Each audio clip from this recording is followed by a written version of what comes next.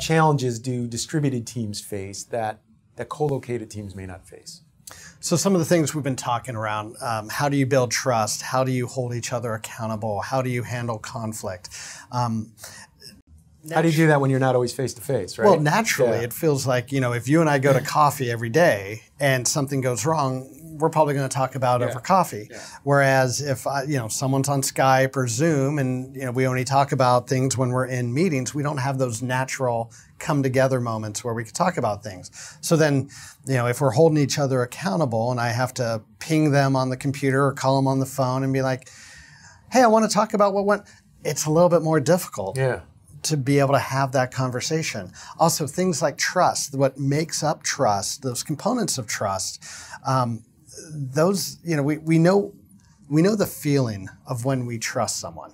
And a lot of times that's developed not only when we're working together, but when we're going to coffee together, when we're walking the hallways, when we walk into each other's workspaces and we see pictures of family and have little conversations there.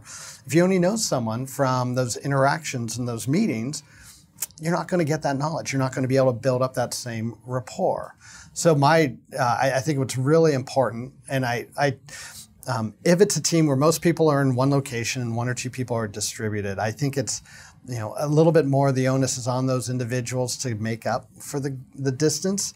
But if I'm the leader of that team, I'm going to make sure I'm going to be reaching out to those people as much as I would reaching out to you and asking you to coffee. Yeah.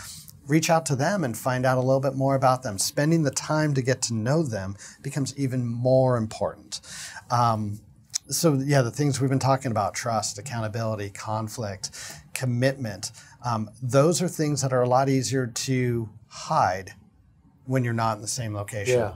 And it's harder to validate as well. So again, spending more time, having agreements around what are the behaviors, what do these things look like when we have conflict.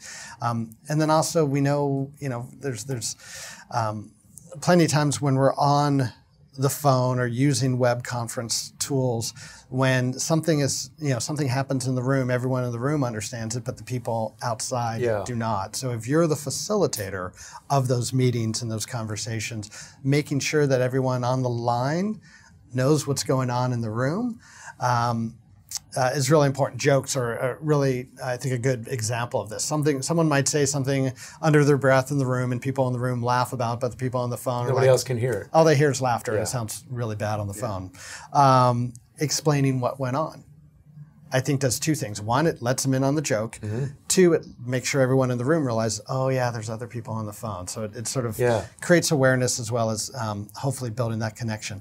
I think there's also, as the facilitator for those meetings, when you hear someone who's driving, when you hear that noise in the background, when you have multiple conversations going on, enforcing those rules, those meeting guidelines that you've established early on, so it's a better experience for those other people, becomes really important that you're looking out for their interests as well as those. Yeah, it creates a sense of inclusion and connectedness.